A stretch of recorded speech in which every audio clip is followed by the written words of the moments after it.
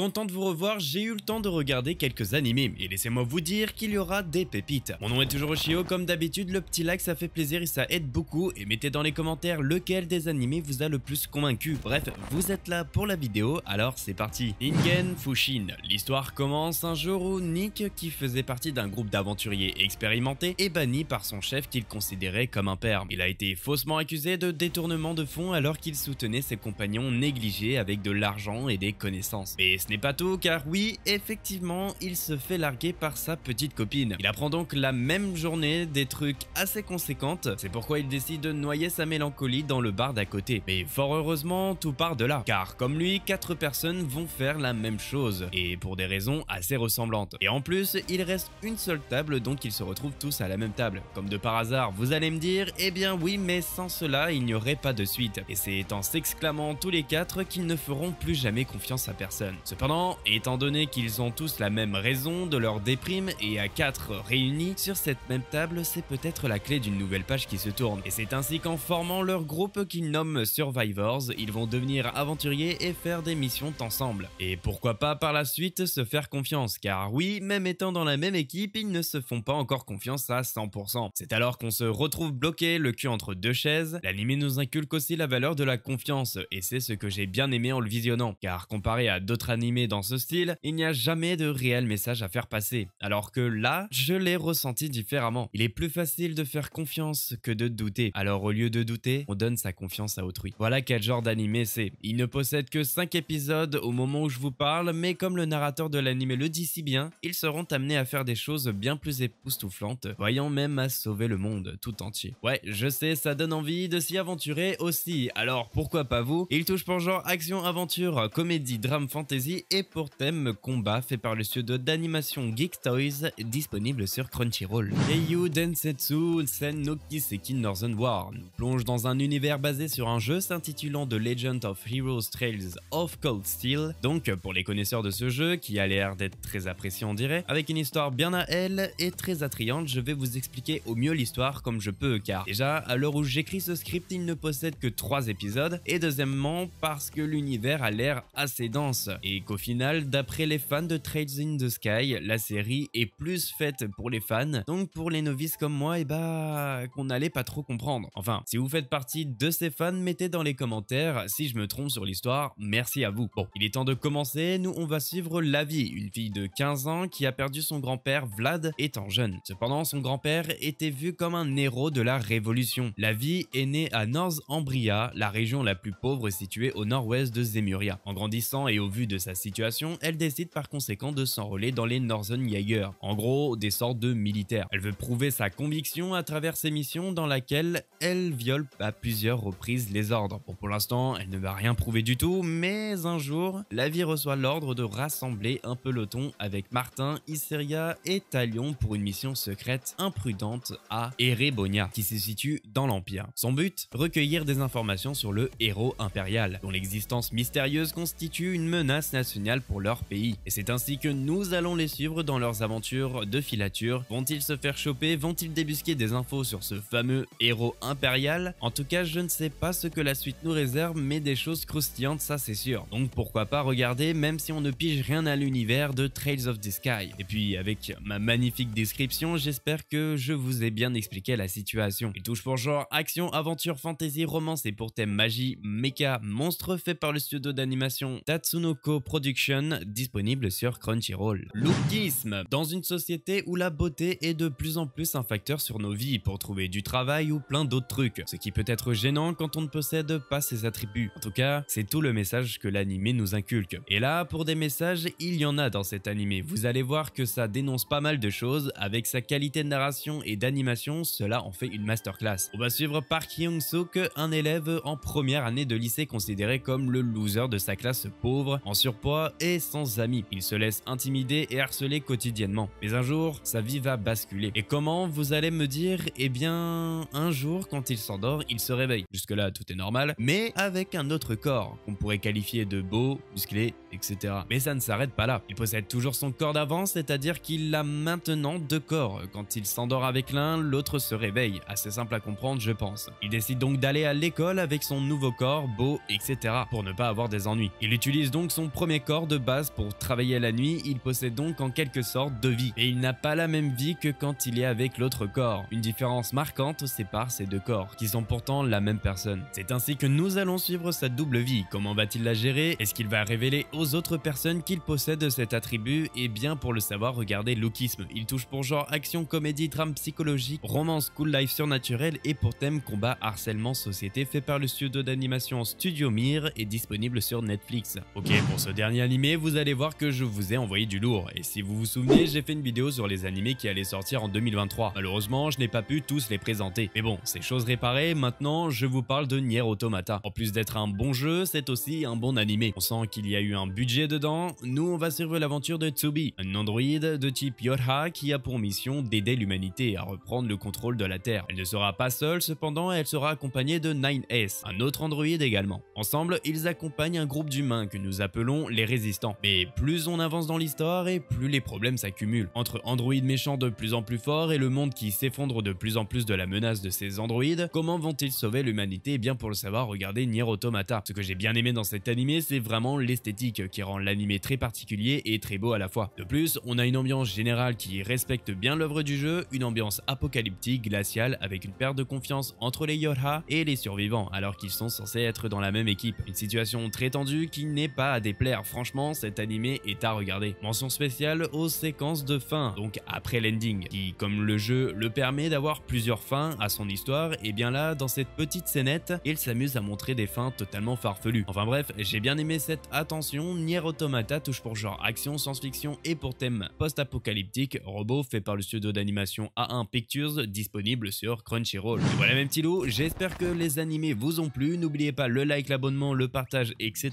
Tous les animés sont en description avec les sources si vous voulez plus de détails. Nous, on se dit à la semaine prochaine. Salut! 今何してるiPhone 何感じてる朝からパン通知ナイス早くパーティーにしてはぁ朝9時時間後に人に予定まだ見て週末のんびり遊びで